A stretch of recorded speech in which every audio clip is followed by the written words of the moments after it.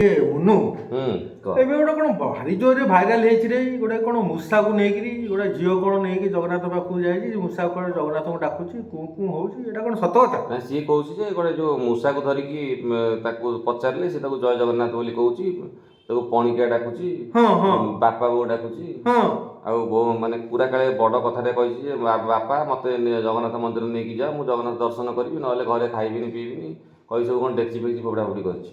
ହଁ ଏଇଟା ଗୋଟେ ସତ କଥା। ଶୁଣୁ ସତ କେତେ ମିଛ କେତେ ସେଟା ତ କେହି ଜାଣିନାହାନ୍ତି। ବହୁତ ସେଥିରେ ରୋଷ୍ଟିଂ ଭିଡ଼ିଓ ବି ହେଇଛି, ସେ କାଳେ ସେ ଝିଅଟା କାଳେ ତାକୁ ଧରିକି ଯେଉଁ ମୂଷା ଛୁଆଟାକୁ ତାକୁ ଧରିକି ଏମିତି କ'ଣ କେଞ୍ଚିଛି ଆଙ୍ଗୁଠିରେ, ହଁ ଆଙ୍ଗୁଠିରେ କେଞ୍ଚିଲା ପରେ ବିଶେଷଜ୍ଞମାନେ ବି କହିଛନ୍ତି ସେ ଯେଉଁ କେଞ୍ଚିଲା ପରେ ତାକୁ ଯେଉଁ କଷ୍ଟ ହେଉଛି କାଳେ ସେଇଥିରେ ସେ ଚିଲଉଛି। ଏ ଝିଅଟି କହୁଛି କ'ଣ ସେ ଜୟ ଜଗନ୍ନାଥ ବୋଲି କହୁଛି। ହଁ ସିଏ କେତେ ଦୂର ସତ କଥା କେତେ ଦୂର ମିଛ କଥା କେଜାଣି, କେଞ୍ଚିଲା ବେଳେ ଦେଖା ହେଉଛି ଭିଡ଼ିଓରେ ସେ କ'ଣ କେଞ୍ଚୁଛି ବୋଲି। ହଁ ସବୁ ଠିକ୍ ଯେ କଥାଟା ହେଲା ଝିଅଟି ଭାଇରାଲ ହେବା ପାଇଁ ଏ କାମ କରିଛି କି କ'ଣ ସେଇଟା ତ ପର କଥା। ମୁଁ କିନ୍ତୁ ଯେତେ ଥର ଭିଡ଼ିଓ ଦେଖିଛି ସେ କେଉଁ ଝିଅ ପିଅକୁ ମୁଁ ଦେଖିନି।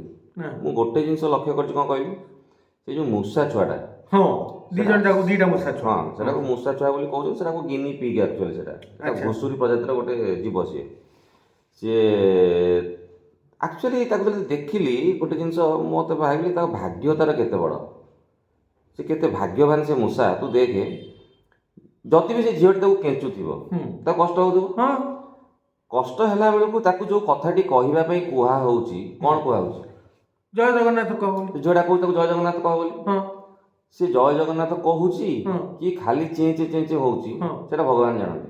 କିନ୍ତୁ ତାକୁ କେଞ୍ଚିଲା ପରେ ତାକୁ ଯେଉଁ କଷ୍ଟଟି ହେଉଛି, ତାକୁ କଷ୍ଟ ହେଲା ପରେ ତା କାନରେ ଯେଉଁ ନାଁଟି ପଡ଼ୁଛି ସେଇଟା ଜଗନ୍ନାଥଙ୍କ ନାଁ ପଡ଼ୁଛି ନା ନାହିଁ।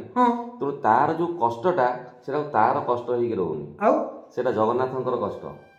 ଜଗନ୍ନାଥ କେତେବେଳେ ଗୋଟେ ଜୀବକୁ କଷ୍ଟରେ ଦେଖିବା ସେ ସହିପାରିବେନି, ସେ ଜଗତର ନାଥ ଜଗତର ଠାକୁର ପରା। ଆଉ ତେଣୁ ସିଏ ତ ଗୋଟେ କଥା ଗଲା। ଆଉ ଗୋଟେ କଥା ମୋତେ କହ, ଯଦି ଡୋରି ନ ଲାଗିବ ତ ଜିନ୍ଦେଗିରେ ତୁ ପୁରୀ ଯାଇପାରିବୁ ନା ଦର୍ଶନ କରିବା ପାଇଁ? ନା ଜମା ଯାଇପାରିବୁ? ଜମା ହବନି। ତେଣୁ ଜଗନ୍ନାଥଙ୍କର ଡୋରି ନ ଲାଗିଲେ ତା ପାଖକୁ କେହି ଯାଇପାରିବେନି। ତୁ ନିଜେ ଚିନ୍ତା କର କେତେ ଭାଗ୍ୟବାନ ସେ ମୂଷା ଛୁଆ ଦିଟାଙ୍କ, ସିଏ ଯାଇ ପତିତ ପାବନରେ ଦର୍ଶନ କରିକି ଆସିଲେ ପତିତ ପାବନକୁ, ପଣ୍ଡାଙ୍କ ସ୍ପର୍ଶ ପାଇଲେ, ବଡ଼ଦାଣ୍ଡ ଧୂଳିରେ ଗଡ଼ିଲେ।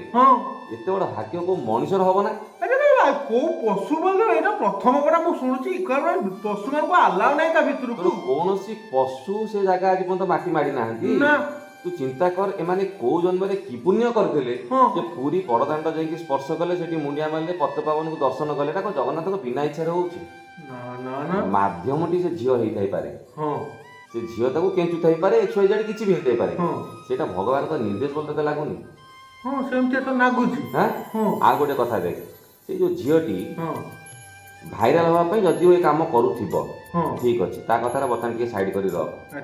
ଏଇ ଯେଉଁ ମୂଷା ଛୁଆ ଦୁଇଟି ଯାଇକି ଦର୍ଶନ କରିକି ଆସିଲେ ଜଗନ୍ନାଥଙ୍କର, ପ୍ରଭୁ ଜଗନ୍ନାଥଙ୍କର ଜଗତର ନାଥ ଯିଏ, ତାଙ୍କର ଭୂମିକୁ ସ୍ପର୍ଶ କଲେ, ବଡ଼ଦାଣ୍ଡ ଭୂଇଁକି ଛୁଇଁଲେ, ପଣ୍ଡାଙ୍କ ସ୍ପର୍ଶ ପାଇଲେ, ସେବାୟତ ମାନେ ତାକୁ ଦେଖିକି ଖୁସି ହେଲେ, ତା ମୁଣ୍ଡ ଉପରେ ହାତ ବୁଲେଇଲେ, ସିଏ ଆଉ ଅଲଗା କୌଣସି ଯୋନିରେ ଜନ୍ମ ହବ ନା? ଭଗବାନଙ୍କୁ ଦର୍ଶନ କଲେ ତ ମୋକ୍ଷ ପ୍ରାପ୍ତି ତାଙ୍କର ସେଇଠି, ଆଉ ମୋକ୍ଷ ପ୍ରାପ୍ତି ହବ, ନହେଲେ ଗୋଟେ ଭଲ ମଣିଷ ଜନ୍ମରେ ଯୋନିରେ ସେ ଜନ୍ମ ହବ, ଗୋଟେ ଭଲ ଯୋନିରେ ସେ ଜନ୍ମ ହବ।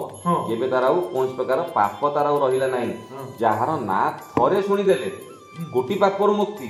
କେତେ ଥର ସେ ମୂଷା କାନରେ ଜୟ ଜଗନ୍ନାଥ ପଡ଼ିଲାଣି କହିଲୁ? ତାର କୌଣସି ପାପ ଥିବ, ତାର କୌଣସି ଅକର୍ମ ଥିବ, କୁକର୍ମ ଥିବ, ସେ ମୂଷା ବର୍ତ୍ତମାନ ଏ ଜନ୍ମରୁ ମୁକ୍ତି ପାଇଗଲା, ସେ ଗୋଟେ ବଢ଼ିଆ ଯୋନିରେ ଜନ୍ମ ହବ, ନହେଲେ ଜଗନ୍ନାଥଙ୍କ ପାଦରେ ସେ ଆଶ୍ରୟ ନେଇଯିବ ମଲା ପରେ।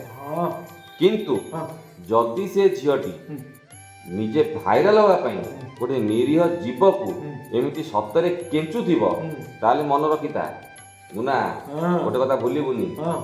ମତେ ଯାହା ଲାଗୁଛି ଜଗନ୍ନାଥ କେବେ ଭୁଲ ବିଚାର କରିବେନି। ଯଦି ଏ ଝିଅଟି ତାକୁ କେଞ୍ଚାକେଞ୍ଚି କରିକି ନିରୀହ ଜୀବମାନଙ୍କୁ ସତରେ କଷ୍ଟ ଦଉଥିବ, ଆର ଜନ୍ମରେ ସେ ଝିଅଟି ମୂଷା ଜନ୍ମ ପାଇବ, ତାକୁ ଜଣେ କିଏ କେଞ୍ଚିବ। ଠିକ୍, ଏଇଟା ଠିକ୍ କଥା। ଆଉ ଯଦି ଆପଣମାନଙ୍କୁ ବି ଏ କଥାଟି ସତ ଲାଗୁଥିବ, ଆମ ସନାତନ ଧର୍ମ ଆଜ୍ଞା ଛୋଟିଆ ଧର୍ମ ନୁହଁ, କି ଆମ ଜଗନ୍ନାଥ ଛୋଟିଆ ଲୋକ ନୁହଁ, ଜଗତର ନାଥ ପରା ସିଏ। ସେ ଯାହା ବି କରନ୍ତି ଭାବି ବିଚାରି କରନ୍ତି। ତେଣୁ ଜଗନ୍ନାଥଙ୍କ ପାଇଁ ଆମ ମନରେ ସମସ୍ତଙ୍କର ଭଲ ପାଇବା ଅଛି। ଜଗନ୍ନାଥଙ୍କୁ ନେଇକି ଯଦି କିଏ ଖେଳ କରୁଥିବ ସେଇଟା ନିଶ୍ଚିନ୍ତ ଭାବରେ ଅକ୍ଷମଣୀୟ କଥା। କିନ୍ତୁ ସେ ମୂଷା ଦୁଇ ଜଣ ମୂଷା ଯୋନିରୁ ମୁକ୍ତି ପାଇ ନିଶ୍ଚିନ୍ତ ଭଲ ଯୋନିରେ ଯିବେ, ଏଇଟା ପ୍ରମାଣ ହେଇଗଲା। କାରଣ ଭଗବାନ ତାଙ୍କୁ ନିଜେ ଡାକିକି ଦର୍ଶନ ଦେଇଛନ୍ତି। ବିଚାର ଆପଣମାନଙ୍କର। ଯଦି ଆମ କଥା ଟିକିଏ ବି ଆପଣଙ୍କ ମନକୁ ପାଇଥିବ, ଆପଣମାନେ ଜଗନ୍ନାଥ ପ୍ରେମୀ ହେଇଥିବେ, ଜଗନ୍ନାଥଙ୍କ ପ୍ରତି ନିଶ୍ଚିନ୍ତ ଭାବରେ ଆମମାନଙ୍କ ମନରେ ସମସ୍ତଙ୍କର ଭଲ ପାଇବା ଅଛି, ଅତିମାତ୍ରାରେ ଭକ୍ତି ଅଛି। ଜଗନ୍ନାଥ ଖାଲି ଗୋଟିଏ ଠାକୁରଙ୍କର ନାଁ ନୁହଁ, ସେଇଟା ଆମ ସମସ୍ତ ଓଡ଼ିଆମାନଙ୍କର ଗୋଟେ ଇମୋସନ୍ ଜଗନ୍ନାଥ। ତେଣୁ ନିଶ୍ଚିନ୍ତ ଭାବରେ ଏଇ ଜିନିଷଟିକୁ ଆପଣ ସ୍ୱୀକାର କରିବେ, ଆମମାନଙ୍କୁ ଆଶୀର୍ବାଦ ଦେବେ, ଏତିକି ଆପଣଙ୍କ ପାଖରେ ଗୁହାରି। ଜୟ ଜଗନ୍ନାଥ, ଜୟ ଜଗନ୍ନାଥ।